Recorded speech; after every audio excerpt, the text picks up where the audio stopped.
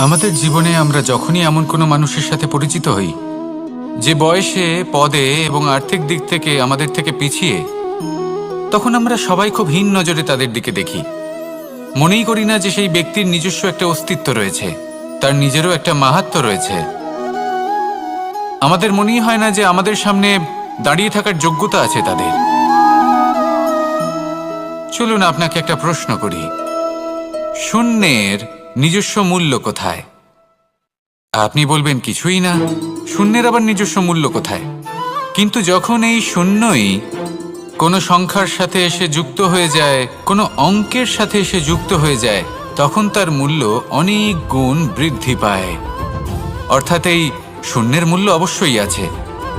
আর আমাদের জীবনেও এমন কিছু ব্যক্তি থাকেন, তাদের দেখে মনে হয় যে এদের কোনো মূল্যই নেই।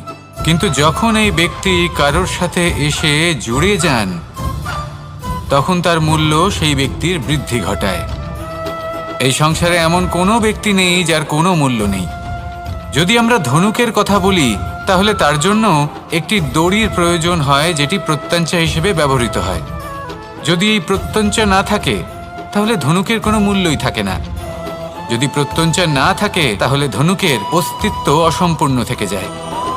এই সংসারে যে কোনো ব্যক্তি হোক বা যে কোনো বস্তু হোক, প্রত্যেকের নিজস্ব একটি মূল্য আছে।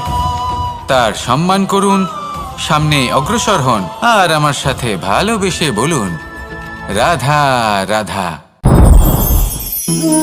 সুখ, দুঃখ এবং শক্তি, এই তিন হলো এই সংসারের ত্রিদেবের মতো। আমাদের জীবনে যা কিছু ঘটছে, এই তিনটির ভিত্তির উপরেই হচ্ছে। আসলে এই সংসারের একটা নিয়ম আছে, যখনই আপনি কিছু লাভ করেন, এই সংসার আপনার পরীক্ষা নেয়। এটা জানার জন্য আপনার পরীক্ষা নেয় যে আপনি যা কিছুই লাভ করেছেন, আপনি কি আদৌ সেটার যোগ্য কি না। ঠিক সেইভাবেই এই সুখ, দুঃখ এবং শক্তি আপনার পরীক্ষা নিয়ে থাকে। যখন সুখ আসে, তখন সে আপনার পরীক্ষা নেয় যে আপনার মধ্যে অহংবোধ জাগ্রত হয়নি তো। যদি অহংবোধ চলে আসে, তাহলে সুখ সেখানেই সঙ্গ ত্যাগ করে। দুঃখ আপনার ধৈর্যের পরীক্ষা নিতে থাকে। আর যদি আপনার মধ্যে ধৈর্য না থাকে, তাহলে এটা আপনাকে আরো বেশি দুঃখের গভীর অন্ধকারে ঠেলে দেবে। সেখানে শক্তি পরীক্ষা নেয় আপনার বিনম্রতার। যদি আপনি বিনম্র না হন, তাহলে হয় এই শক্তি আপনার সঙ্গ ত্যাগ করবে, নয় এই শক্তি বিনম্রতার অভাবে আপনার পতনের কারণ হতে পারে। এই সংসারে যে কোনো ব্যক্তি যিনি এই পরীক্ষায় উত্তীর্ণ হয়ে থাকেন, এই জীবনে তিনি সাফল্য লাভ করেন। আসুন আমার সাথে ভালোবেসে বলুন, রাধা রাধা। মানুষের জীবনে উন্নতি লাভ করার জন্য তিনটি স্তম্ভের প্রয়োজন হয়। প্রথম স্তম্ভ শিক্ষা। এই শিক্ষা আমাদের জ্ঞান প্রদান করে। দ্বিতীয় স্তম্ভ ব্যবসা, যার দ্বারা আমরা ধন উপার্জন করি। তৃতীয় স্তম্ভ হলো আমাদের ঈশ্বর, আমাদের ইষ্ট।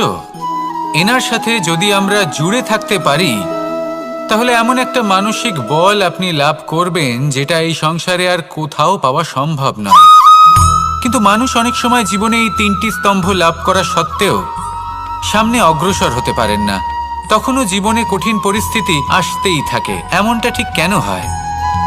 কারণ সে জীবনে এই তিনটি স্তম্ভ লাভ করে নেয়, জীবনে প্রয়োগও করে, কিন্তু তার ভিতের কথা সে ভুলেই যায়। যেমন প্রথম স্তম্ভ অর্থাৎ শিক্ষা।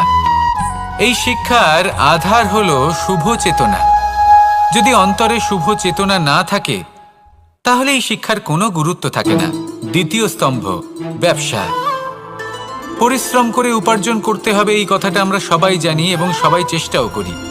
কিন্তু ব্যবসা করতে করতে আমরা এটা ভুলে যাই আমাদের ব্যবহার কেমন হয়ে পড়েছে। এই ব্যবহার যদি শুভ হয়, তাহলে আমাদের উপার্জন আস্তে আস্তে একটা স্থির জায়গায় এসে পৌঁছবে। এবং তৃতীয় স্তম্ভ আমাদের ভগবান। যদি ওনার শরণে আপনি যেতে চান, তাহলে তার পূর্বে নিজের মা বাবাকে সেবা করুন। তাদের যত্ন করুন, তাদেরকে ভালোবাসুন, কারণ ওনারাই হলেন এই সংসারে আপনার সবথেকে বড় ইষ্ট। তাহলে 3 স্তম্ভের সাথে সাথে তাদের আধারকেও নিজের জীবনে প্রাধান্য দিন। কোনো সমস্যা আসবে না, জীবনে একের পর এক উন্নতি করবেন এবং এই মন প্রসন্ন হয়ে বলবে রাধা রাধা। মানুষের এই সংসারে জীবনযাপন করার জন্য কিছু জিনিসের প্রয়োজন পড়ে। এমন কিছু আবেগ, এমন কিছু বস্তু আছে যেগুলো তার প্রয়োজন হয়, কিন্তু সব থেকে বেশি যে জিনিসটা তার প্রয়োজন হয় সেটা হলো সম্মানের। আমাদের ভালো লাগে যখন কেউ আমাদের সম্মান করে, আমরা কাউকে সম্মান করলে তারও সেটা ভালো লাগে। কিন্তু আপনি দেখবেন যে সংসারে বেশিরভাগ মানুষ 2টি মাপদণ্ডের ভিত্তিতে সম্মান করেন, হয় বয়স দেখে করেন বা উপার্জন দেখে, অর্থাৎ সেই ব্যক্তি কতটা উপার্জন করেন। এবার ভেবে দেখুন, এটা আবশ্যক নয় কারোর বয়স যদি বেশি হয় তার বুদ্ধিও ততটাই বেশি হবে। আবশ্যক এটাও নয় যে কোনো ব্যক্তি যদি অত্যন্ত ধনী হন বা তার মনও নির্মল হবে বা তিনি সৎকর্ম করবেন বা এমন কোনো কর্ম করবেন যাতে উনি সম্মান লাভ করতে পারেন। হতে পারে উনি ধনী কিন্তু দুশ্চরিত্র। সেই জন্য বয়স বা উপার্জন দেখে কোনো ব্যক্তিকে সম্মান করবেন না, কর্ম দেখুন। যদি গভীরভাবে ভেবে দেখেন তাহলে দেখবেন যদি কোনো মানুষ কোনো সৎকর্ম করেন তাহলে তার প্রতি হৃদয় থেকে সম্মান জাগ্রত হয়। এটাই হলো সেই সম্মান যা অর্জন করতে হবে। বয়স আজ আছে, কাল আরো বৃদ্ধি পাবে। উপার্জন আজ আছে, কাল সেটা কমে যেতেও পারে। কিন্তু যদি আপনি নিরন্তর শুভকর্ম করতে থাকেন তাহলে আপনি মৃত্যুর পরেও অমর হয়ে থাকবেন। আসুন আমার সাথে ভালোবেসে বলুন রাধা রাধা। ভয়ের সাথে আমরা সবাই পরিচিত, কষ্টও আমরা সবাই পেয়েছি। কখনো কখনো আমরা অসুস্থ হয়ে পড়ি, আর এমন সময় হলে মাতার মমতা, কখনো বাবার স্নেহ, কখনো বন্ধুদের পাশে থাকার অনুভূতি আমাদের রোগ নিরাময়ে সাহায্য করে। কখনো যদি আমরা নিরাশ হয়ে পড়ি, তখন যদি আমাদের কোনো আপনজন আমাদের 2টো ভালো কথা বলে তখন আমাদের মনোবল বেড়ে যায়। ঠিক তেমন সংসারের এই রঙ্গমঞ্চে যদি আপনি পীড়িত অনুভব করেন, কিছু শুভ কথা আলোচনা করুন, কিছু স্তুতি গান করুন, কিছু মুহূর্তের জন্য হলেও নিজের ইষ্টদেবের কথা স্মরণ করুন আর প্রার্থনা করুন। সাহস বাড়বে, শক্তিও বৃদ্ধি পাবে এবং সামনে এগিয়ে চলার পথও দেখতে পাবেন। তখন এই মন প্রসন্ন হয়ে বলবে রাধা রাধা। মানুষের জীবনে উন্নতি লাভ করার জন্য 3টি স্তম্ভের প্রয়োজন হয়। প্রথম স্তম্ভ শিক্ষা। এই শিক্ষা আমাদের জ্ঞান প্রদান করে। দ্বিতীয় স্তম্ভ ব্যবসা, যার দ্বারা আমরা ধন উপার্জন করি। তৃতীয় স্তম্ভ হলো আমাদের ঈশ্বর, আমাদের ইষ্ট। এনার সাথে যদি আমরা জুড়ে থাকতে পারি তাহলে এমন একটা মানসিক বল আপনি লাভ করবেন যেটা এই সংসারে আর কোথাও পাওয়া সম্ভব নয়। কিন্তু মানুষ অনেক সময় জীবনে এই 3টি স্তম্ভ লাভ করা সত্ত্বেও সামনে অগ্রসর হতে পারেন না। তখনও জীবনে কঠিন পরিস্থিতি আসতেই থাকে। এমনটা ঠিক কেন হয়?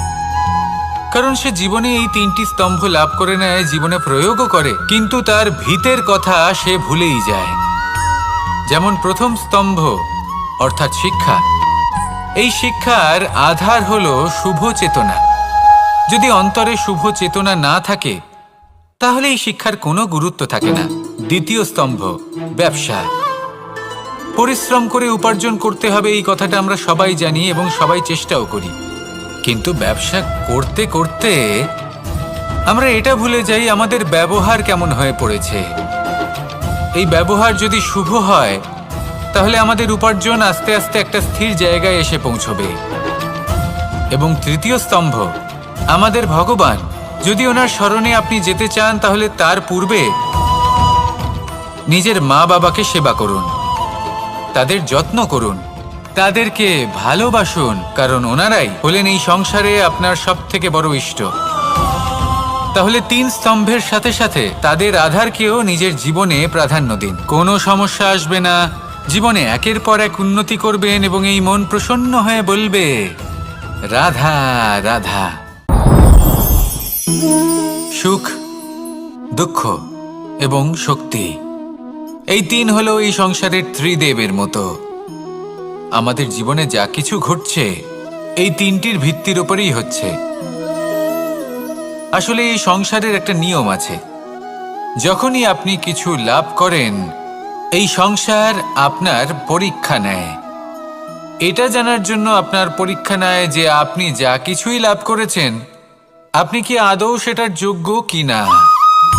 ঠিক সেইভাবেই এই সুখ, দুঃখ এবং শক্তি আপনার পরীক্ষা নিয়ে থাকে। যখন সুখ আসে তখন সে আপনার পরীক্ষা নেয় যে আপনার মধ্যে অহংবোধ জাগ্রত হয়নি তো। যদি অহংবোধ চলে আসে তাহলে সুখ সেখানেই সঙ্গ ত্যাগ করে। দুঃখ আপনার ধৈর্যের পরীক্ষা নিতে থাকে, আর যদি আপনার মধ্যে ধৈর্য না থাকে তাহলে এটা আপনাকে আরো বেশি দুঃখের গভীর অন্ধকারে ঠেলে দেবে। সেখানে শক্তি পরীক্ষা নেয় আপনার বিনম্রতার। যদি আপনি বিনম্র না হন তাহলে হয় এই শক্তি আপনার সঙ্গ ত্যাগ করবে, নয় এই শক্তি বিনম্রতার অভাবে আপনার পতনের কারণ হতে পারে। এই সংসারে যে কোনো ব্যক্তি যিনি এই পরীক্ষায় উত্তীর্ণ হয়ে থাকেন এই জীবনে তিনি সাফল্য লাভ করেন। আসুন আমার সাথে ভালোবেসে বলুন, রাধা রাধা। ভয়ের সাথে আমরা সবাই পরিচিত, কষ্টও আমরা সবাই পেয়েছি। কখনো কখনো আমরা অসুস্থ হয়ে পড়ি, আর এমন সময় হলে মাতার মমতা, কখনো বাবার স্নেহ, কখনো বন্ধুদের পাশে থাকার অনুভূতি আমাদের রোগ নিরাময়ে সাহায্য করে। কখনো যদি আমরা নিরাশ হয়ে পড়ি, তখন যদি আমাদের কোনো আপনজন আমাদের দুটো ভালো কথা বলে তখন আমাদের মনোবল বেড়ে যায়। ঠিক তেমন সংসারের এই রঙ্গমঞ্চে যদি আপনি পীড়িত অনুভব করেন, কিছু শুভ কথা আলোচনা করুন, কিছু স্তুতি গান করুন, কিছু মুহূর্তের জন্য হলেও নিজের ইষ্টদেবের কথা স্মরণ করুন আর প্রার্থনা করুন। সাহস বাড়বে, শক্তিও বৃদ্ধি পাবে এবং সামনে এগিয়ে চলার পথও দেখতে পাবেন। তখন এই মন প্রসন্ন হয়ে বলবে, রাধা রাধা। এই সংসারে কখনো কোনো ব্যক্তিকে তার বাইরের পোশাক দেখে বিচার করার চেষ্টা করবেন না, এটা খুব বড় ভুল করবেন। যেমন আমরা জীবনে অনেক সময় এমন করি, ধরুন কোথাও একটা গাছ দেখলাম, খুব বিশাল আকারের একটা গাছ, যেটা মাটির থেকে অনেক উঁচুতে পৌঁছে গেছে, যার বিশাল শাখা আছে। সেগুলো দেখে আমরা ভাবি যে এই গাছে হয়তো কত সুস্বাদু ফল আছে, আমরা সেই গাছের পরিচর্যা করতে থাকি। আবার অন্যদিকে হলো একটি তৃণ, যেটা মাটি থেকে কিছুটা উঁচুতে পৌঁছেছে, কিন্তু সেই তৃণর নিচে, মাটির নিচে অত্যন্ত সুস্বাদু ফল বা সবজি জন্ম নেয়, যা আমাদের স্বাস্থ্যের পক্ষে অত্যন্ত উপকারী। সেই জন্য কখনো আবরণ দেখে কাউকে বিচার করতে চেষ্টা করবেন না। তার বদলে এটা বোঝার চেষ্টা করুন যে আপনার সামনে যে ব্যক্তি আছে বা বস্তু আছে তার বিশেষত্ব কি। যদি এই বিশেষত্ব বোঝার ক্ষমতা আপনি অর্জন করেন, যদি এই শিল্প আপনি নিজের ভেতরে জাগ্রত করেন, তাহলে এই সংসারে বিশেষত্ব কি সেটা আপনি জানতে পারবেন। আর এই সমস্ত খেলা দৃষ্টি থেকে নয়, দৃষ্টিভঙ্গি থেকে জন্ম নেয়। দৃষ্টিভঙ্গি সবসময় শুভ রাখুন আর আমার সাথে ভালোবেসে বলুন, রাধা রাধা। যখন আমরা কোনো বনে প্রবেশ করি তখন এই সবুজ ঘাস দেখে, এই কোমল ঘাস দেখে আমাদের মন প্রফুল্ল হয়ে ওঠে। ভিন্ন ভিন্ন প্রজাতির ফুল, ভিন্ন ভিন্ন রঙের ফুল দেখে এই মন আনন্দে ভরে ওঠে। এখানে শিশুরা আনন্দ লাভ করে, বড়রা ভোজন গ্রহণ করেন, কথাবার্তা বলেন, হাঁটাহাঁটি করে বেড়ান। এবার ভেবে দেখুন, যখন এই উপবনের নির্মাণ হয়েছিল সেই সময় যদি এই মাটিকে সঠিকভাবে খনন না করা হতো, যদি তাতে সঠিকভাবে বীজ রোপণ না করা হতো, যদি কোনো সংঘর্ষ না হতো, পরিশ্রম না করা হতো, যদি চলতে চলতে পায়ে কাঁটা না বিঁধে যেত, তাহলে এই সুন্দর বন দেখে আমরা কি এই আনন্দ লাভ করতে পারতাম? কখনোই নয়। ধরুন কোনো নদীর তটে সুন্দর একটি বন আছে, সেই বনের আনন্দ লাভ করতে গেলে আপনাকে সেই নদী পার করতেই হবে। যদি সুখের নদীর কাছে পৌঁছতে চান তাহলে তটে যে কাঁটা রয়েছে সেগুলোর সাথে সংঘর্ষ করতেই হবে। এই সংসারে যদি আপনি সুখ লাভ করতে চান তাহলে সুখ লাভের এই যাত্রা শুরু করতে হবে সংঘর্ষ দ্বারা। তাহলে সংঘর্ষকে স্বাগত জানান, এর পেছনেই সুখ রয়েছে যা আপনার জন্য অপেক্ষা করছে। এবার হাসুন আর আমার সাথে ভালোবেসে বলুন, রাধা রাধা। মানুষ সুখী জীবনযাপনের প্রতি এতটাই অভ্যস্ত হয়ে পড়ে যে একটা ছোট্ট সমস্যা এলেই সে সবার থেকে সাহায্য চাইতে শুরু করে দেয়। সে সাহায্য লাভও করে এবং সেই সংকট থেকে সে বেরিয়েও আসে। কিন্তু এই সাহায্য কিছু মুহূর্তের, আর কিছু মুহূর্তের হলো এই দুঃখ। এই দুই মুহূর্তের সাহায্যের জন্য আজীবন আপনি তার কাছে ঋণী হয়ে থাকেন। আর মানবিকতার খাতিরে আপনার মনে কৃতজ্ঞতা জেগে ওঠে, আর সেই কৃতজ্ঞতা বোধ হলো যে আপনি কখনো সেই ব্যক্তিকে ছাপিয়ে যেতেই পারবেন না। সেই জন্য জীবনে সবসময় চেষ্টা করবেন নিজেকে প্রস্তুত রাখতে সেই সব সমস্যার জন্য, সেই সব বাধার জন্য যেগুলো আপনার জীবনে আসতে পারে। ততক্ষণ সাহায্য চাইবেন না যতক্ষণ না অন্য কোনো পথ না থাকছে। সাহায্য চাওয়া অনুচিত নয়, কিন্তু সাহায্য চাইলে এবং সাহায্য পেলে আপনি আজীবন কৃতজ্ঞ এবং ঋণী হয়ে থাকবেন। আর তারপর একদিন আপনি পরিবর্তন দেখতে পাবেন যে কিভাবে আপনি ছোট ছোট সমস্যার জন্য সাহায্য না চেয়ে বড় বড় সমস্যার সম্মুখীন হতে প্রস্তুত হয়ে গেছেন। এটাই হলো সংসারের নীতি। এটাই পালন করুন আর আমার সাথে ভালোবেসে বলুন, রাধা রাধা। আপনি কখনো কাউকে পর্বতে আরোহণ করতে দেখেছেন? বা আপনি কখনো নিজে কোনো পর্বতে আরোহণ করেছেন? করে থাকলে আপনি এই বিষয়ে অবশ্যই জানবেন যে যখন আমরা শিখরের দিকে এগোই, ওপরের দিকে এগিয়ে চলি, তখন আমাদের একটু ঝুঁকে পথ চলতে হয়। তখনই আমরা সেই পর্বত আরোহণ করতে পারি। কিন্তু যে ব্যক্তি নিচের দিকে ফিরে আসছেন তিনি কিন্তু ঝুঁকে চলেন না, তিনি দৃঢ়ভাবে সোজা হয়ে নিচে নামেন। এই ভারসাম্য বজায় রাখার এই খেলাতে সংসারের একটা সার লুকিয়ে রয়েছে। যদি আপনিও জীবনে উঁচুতে উঠতে চান, শিখরে পৌঁছতে চান, তাহলে আপনাকেও নত হয়ে বিনম্র হয়ে সামনে এগোতে হবে। সেখানে যদি আপনি বুক চিতিয়ে উদ্ধতভাবে অহংকার বোধ নিয়ে চলতে থাকেন, সেখান থেকেই আপনাকে নিচে নামতে হবে। কোনো ব্যক্তি তার বিনম্র স্বভাব দেখেই বোঝা যায় যে সেই ব্যক্তি সাফল্যের শিখর দেশে আরোহণ করছে নাকি নিচে তথা খাদের দিকে যাত্রা করছে। তাই সবসময় বিনম্র থাকুন, শ্রেষ্ঠ কর্ম করুন, পরিশ্রম করুন আর আমার সাথে ভালোবেসে বলুন, রাধা রাধা। মানুষের জীবনে স্বচ্ছতার একটা আলাদা গুরুত্ব আছে। যদি আপনি নিজেকে স্বচ্ছ রাখেন তাহলে আপনার নিজেরও ভালো লাগবে, সামনের ব্যক্তিরও ভালো লাগবে, একটা অন্যরকম প্রভাব পড়বে। কিন্তু একজন শ্রেষ্ঠ ব্যক্তি কিভাবে হয়ে ওঠা সম্ভব? যার মধ্যে গুণ আছে, শিক্ষা আছে, শুভ চেতনা আছে, যিনি সৎকর্ম করেন। কিভাবে হব সেই ব্যক্তি যার মধ্যে জ্ঞান আছে? শুধুমাত্র স্বচ্ছ থাকলে তো তা হওয়া সম্ভব নয়। প্রথমে আপনাকে বুঝতে হবে যে মানুষের মধ্যে চারটি মূল তত্ত্ব আছে। প্রথম হলো তার শরীর, যার দ্বারা উনি যে কোনো কর্ম করে থাকেন। দ্বিতীয় তত্ত্ব হলো তার মন, যার দ্বারা কোনো কর্ম করার জন্য সে নিজেকে প্রেরণা দিতে থাকে। তৃতীয় তত্ত্ব হলো বুদ্ধি, যে কর্ম আমরা করতে চাই, যে লক্ষ্যে আমরা পৌঁছতে চাই, সেটা আমরা কিভাবে কোন পথে করব সেটা স্থির করা যায় বুদ্ধি দিয়ে। আর চতুর্থ তত্ত্ব হলো আত্মা। আত্মা হলো এমন এক তত্ত্ব যার কোনো সমাপ্তি নেই। আত্মা হলো অজয়। কিন্তু এরও শুদ্ধিকরণের প্রয়োজন হয়। এই চারটি তত্ত্বের শুদ্ধিকরণ করতে থাকুন, এদের নির্মল রাখুন, শুদ্ধ রাখুন। এবং এটা কিভাবে হবে? শুভ চেতনা দ্বারা, জ্ঞানের দ্বারা, এবং সব থেকে বেশি গুরুত্বপূর্ণ প্রেমের দ্বারা। আসুন আমার সাথে ভালোবেসে বলুন, রাধা রাধা। এই জীবনে তিনটি গুরুত্বপূর্ণ শব্দ আছে যা বোঝা আমাদের কাছে খুব গুরুত্বপূর্ণ, এবং এই তিনটি শব্দের নিজস্ব অর্থ আছে। প্রথম হলো সঙ্গবদ্ধতা, অর্থাৎ একসাথে মিলে কাজ করতে হবে, একসাথে মিলে পরিশ্রম করতে হবে, সামনে এগোতে হবে।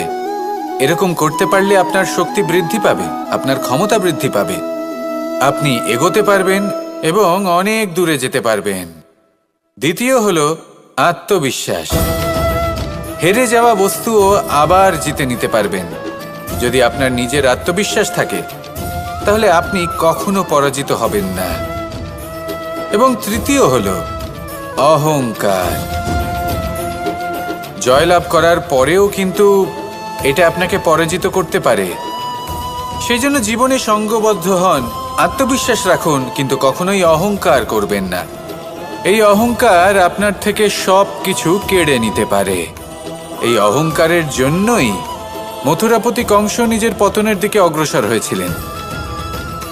এই অহংকারকে ত্যাগ করুন আর আমার সাথে ভালোবেসে বলুন, রাধা রাধা।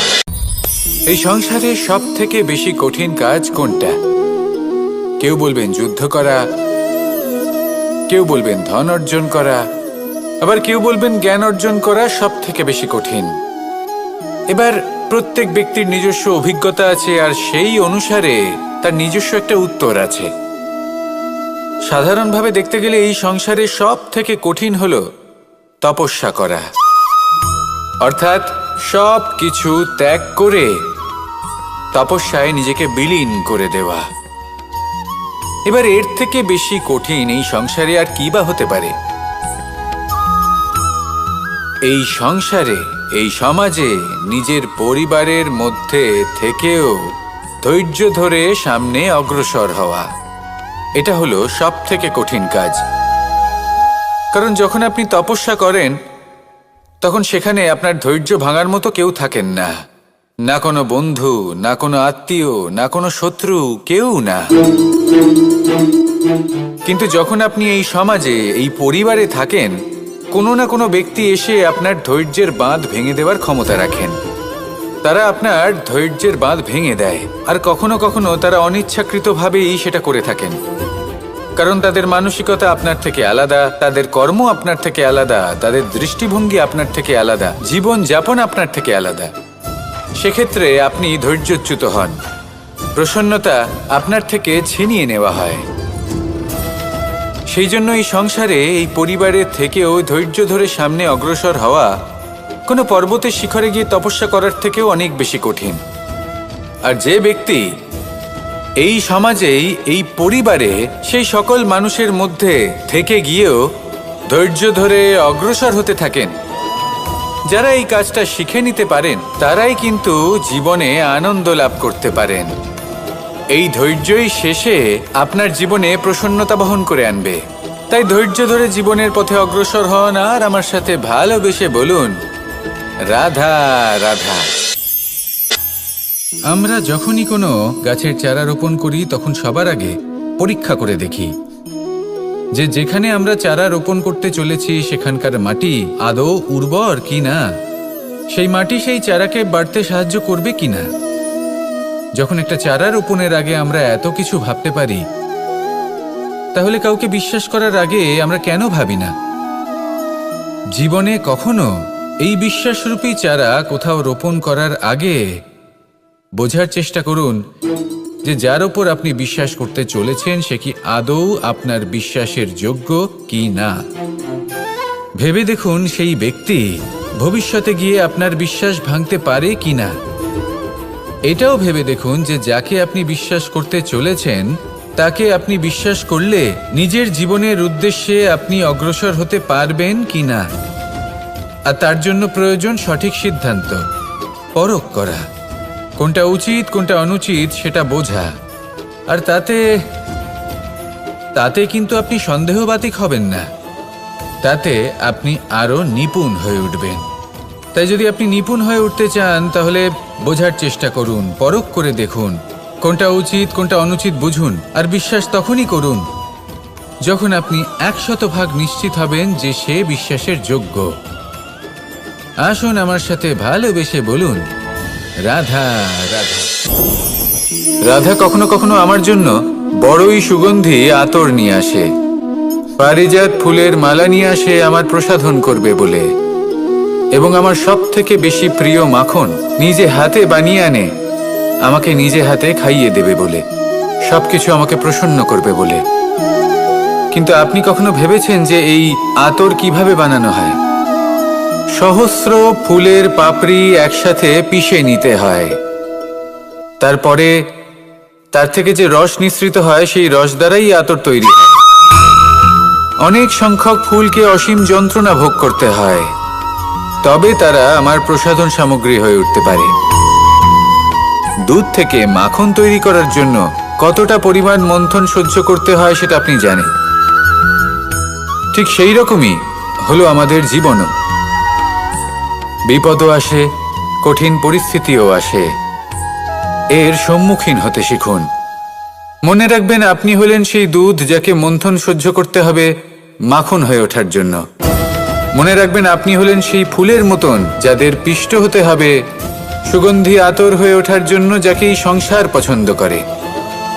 কখনো কখনো জীবনে আপনার সাথে খারাপ শুধুমাত্র এই কারণে ঘটে যাতে আপনার শ্রেষ্ঠ রূপ এই সংসারের সামনে আসতে পারে। শুধুমাত্র কঠিন পরিস্থিতি এবং বিপদকে একটা সুযোগ হিসেবে দেখার চেষ্টা করুন। আপনার জন্য এই সংসার বদলে যাবে, সংসারকে দেখার দৃষ্টিভঙ্গি পাল্টে যাবে, আপনার ভাগ্য পাল্টে যাবে, আর এই মন প্রসন্ন হয়ে বলবে, রাধা রাধা। পাশা নামক এই খেলাটি আপনারা নিশ্চয়ই খেলেছেন, না খেলে থাকলে দেখেছেন, আর যদি দেখেও না থাকেন তাহলে নিশ্চিত রূপে শুনেছেন। মহাভারতের এই মহাযুদ্ধ কোথাও না কোথাও এই পাশা নামক খেলার কারণে হয়েছিল। পাশার এই বিচিত্র খেলা, দান, এইসবের কারণে কেউ নিজের মাথায় রাজ মুকুট পরিধান করেছিলেন, আবার সেখানে পরাজিত হওয়ার জন্য কাউকে বনবাসও ভোগ করতে হয়েছিল। কিন্তু এই খেলা সমাপ্ত হওয়ার পরে সমস্ত ঘুঁটি আর এই পাশার ছক একই পুটলিতে স্থান পেল। এটাই হলো আমাদের জীবন। এই সংসারে আমরা জয় পরাজয়ের বিষয়ে এতটাই ভাবি, এত চিন্তা করি যে এই জীবনের খেলার আনন্দটাই উপভোগ করতে পারি না। আর অবশেষে কি হয়? কেউ জয়ী হন, কেউ পরাজিত হন, কিন্তু দুজনেই একই স্থানে পৌঁছে যান। প্রত্যেক ব্যক্তি মৃত্যুর পরে একটি নির্দিষ্ট স্থানেই পৌঁছতে বাধ্য, কিন্তু ততক্ষণ এই জীবন, এই খেলা, তার আনন্দ উপভোগ করুন। এই সংসারে সেই ব্যক্তি শ্রেষ্ঠ স্থানে পৌঁছতে পেরেছেন যিনি এই সংসারকে প্রকাশ প্রদান করেছেন, যিনি কখনো জয় পরাজয় এ বিষয়ে ভাবেননি, শুধু এই জীবনের খেলার আনন্দ উপভোগ করেছেন। এটাই আপনিও করুন, আর আমার সাথে ভালোবেসে বলুন, রাধা রাধা। প্রত্যেক মানুষ নিজের জীবনে দুঃখ অনুভব করেন। প্রত্যেকের দুঃখ আলাদা হতে পারে। কারোর মনে এই দুঃখ থাকে যে সে তার বাবা মায়ের সব ইচ্ছে পূরণ করতে পারেননি। কেউ এটা ভেবে দুঃখ পান যে সে চিরকাল সদাচার করেছেন, সৎকর্ম করেছেন, কিন্তু তাও তাকে দুরাচারী বলে মনে করা হয়। কেউ এটা ভেবেও দুঃখ পান যে তার সামনে যে ব্যক্তি রয়েছেন তার চোখে তিনি শত্রু হয়ে উঠেছেন বা দুষ্ট হয়ে উঠেছেন, যেখানে তিনি হয়তো কোনো অনুচিত কাজই করেননি। এবার এই সমস্ত বিষয় নিয়ে ভেবে নিজের ব্যক্তিত্ব নিয়ে সন্দেহ প্রকাশ করবেন না। যদি নিজের ব্যক্তিত্ব নিয়ে কোনো সন্দেহ থেকে থাকে তাহলে কর্ম সংক্রান্ত প্রশ্ন করুন যে আপনি যা করেছেন তাতে কি উচিত ছিল, কি অনুচিত ছিল।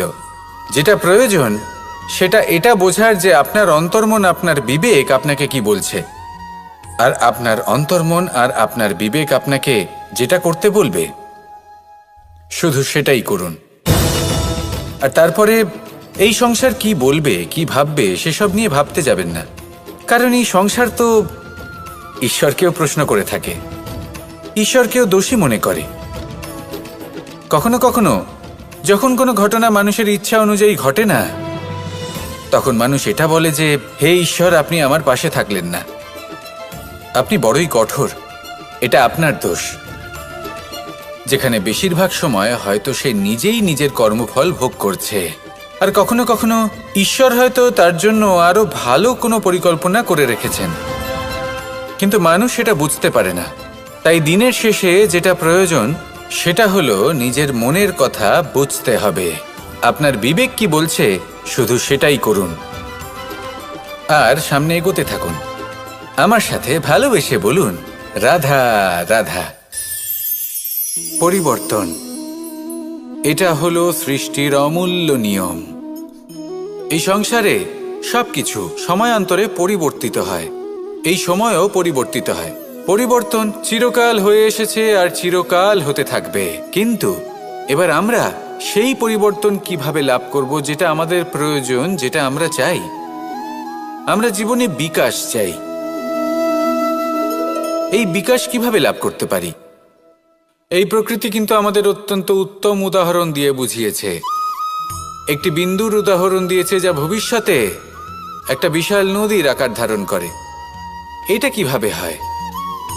মেঘ থেকে একটি বিন্দু ঝরে পড়ে সেই পর্বতের ওপর যেখানে হিম আছে। সেই হিমের সংস্পর্শে আসা মাত্র সেই বিন্দুর সাথে আরও বেশ কিছু বিন্দু যুক্ত হয়।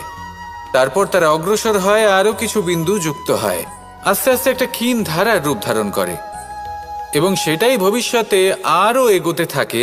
অনেকটা যাওয়ার পর যখন অনেক সংখ্যক বিন্দু একসাথে যুক্ত হয়, তখন সেটা বিশাল নদীর আকার ধারণ করে। এবার আমরা মানুষ বলে আমাদের সাথে এই নিয়মের অন্যথা হয় তা নয়।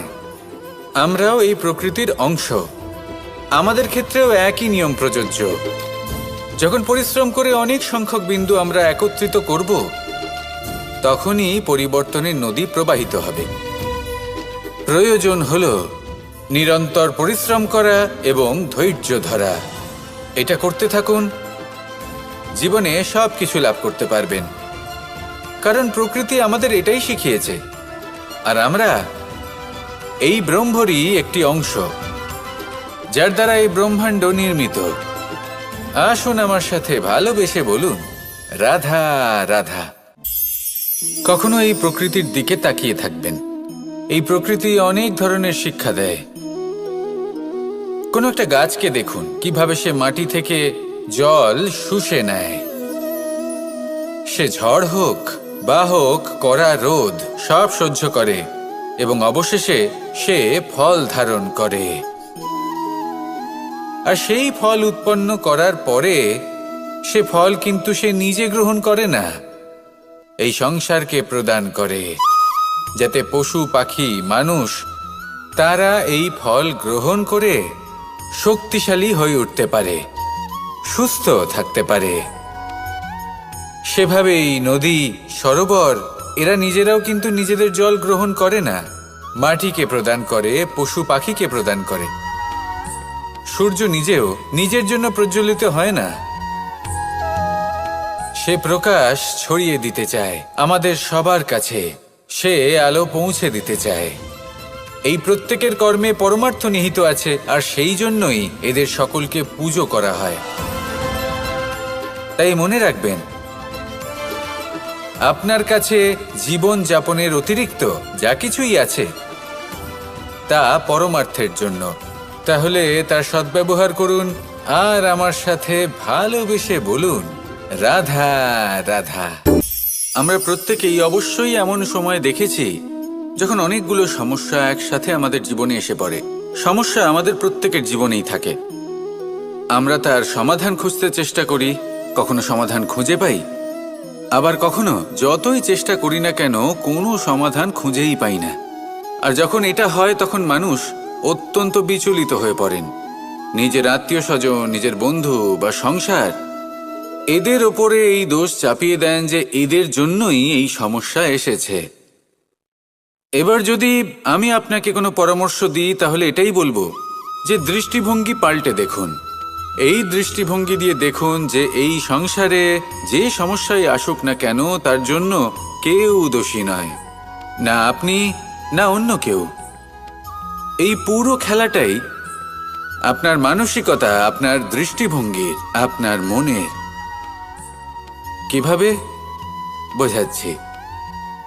যখন আমাদের মন শক্ত থাকে তখন কঠিন থেকে কঠিনতর পরিস্থিতিও আমাদের জীবনে খুব বেশি হলে প্রতিস্পর্ধা হয়ে থেকে যায়। সেখানে যদি আমাদের মন দুর্বল থাকে, তখন অল্প কঠিন পরিস্থিতিও আমাদের কাছে খুব বড় সমস্যা হয়ে যায়, তাই না? একটা শক্ত মন কঠিন পরিস্থিতিকে প্রতিস্পর্ধা হিসেবে দেখে আর তার মধ্যেও একটা সুযোগ খুঁজে নেয়। আমাদের শুধু এটাই করতে হবে। এই সংসারে অন্য কাউকে দোষী মনে করলে আপনার সমস্যা দূর হয়ে যাবে না। সেই জন্য এই সংসারকে দোষ দেওয়ার বদলে এই সমস্যার মূলে চলে যান, সেটাকে বুঝুন, নিজের এই মনকে শক্ত করে তুলুন। যদি আপনার মন শক্তিশালী হয়, তাহলে এই সংসারে অনেক বড় বড় কঠিন থেকে কঠিনতর পরিস্থিতিও যদি আসে, আপনার জীবনে যতই বড় বড় সমস্যা আসুক না কেন, আপনার লক্ষ্য লাভে বাধা দিতে পারবে না। আসুন আমার সাথে ভালোবেসে বলুন, রাধা রাধা। আমরা সবাই পাথর দেখেছি, পর্বতও দেখেছি, শুকনো পাতাও দেখেছি, শ্যামল বনানীও দেখেছি। কখনো ভেবেছেন পাথরের অস্তিত্ব কিন্তু ততক্ষণ পর্যন্ত যতক্ষণ সে পর্বতের গায়ে আটকে থাকে।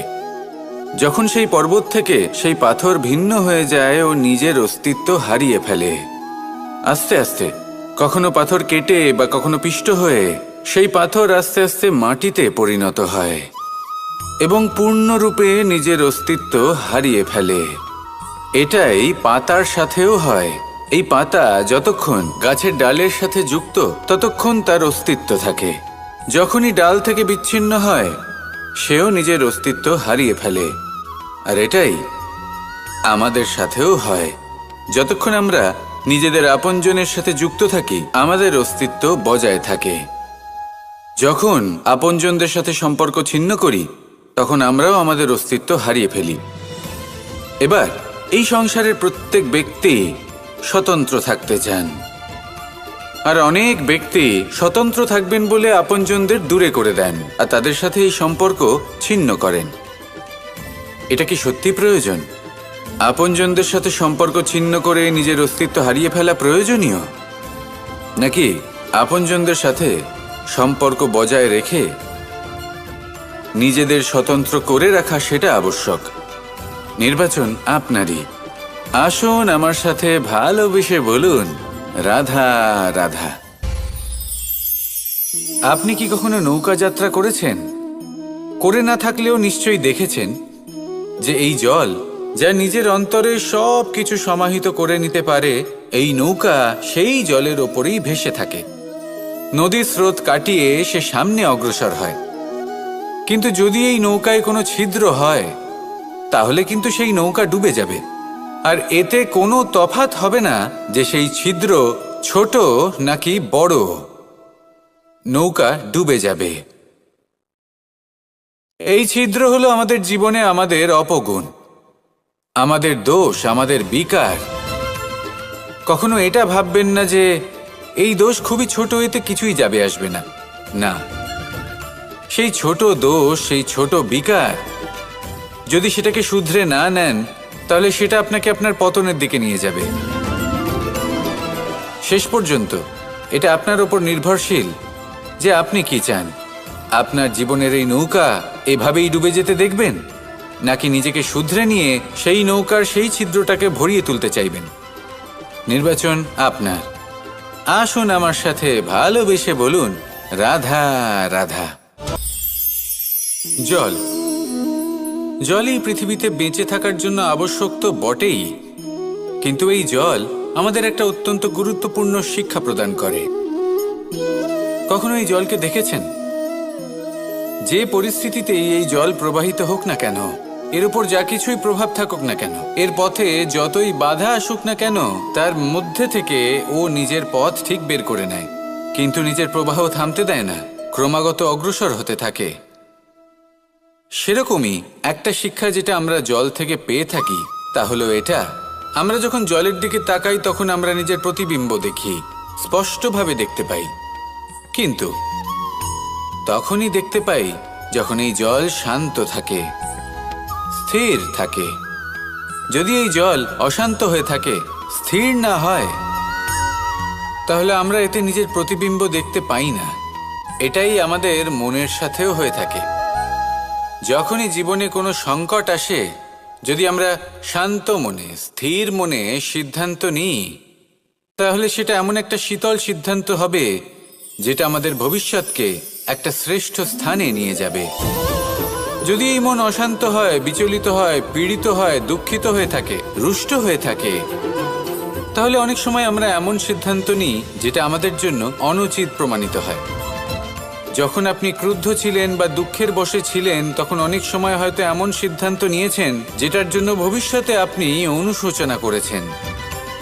এবার দেখুন, এই আবেগগুলো থেকে আমরা পালাতে পারবো না, কিন্তু এই আবেগগুলো আপনার উপর কতটা প্রভাব ফেলবে সেটা আমরা অবশ্যই ঠিক করতে পারি। এই মনকে আমরা নিয়ন্ত্রণ করতে পারি। এটাই করুন, চিন্তা করুন, এই মনকে শান্ত রাখুন, স্থির হতে চেষ্টা করুন, আর তারপরে সিদ্ধান্ত নিন।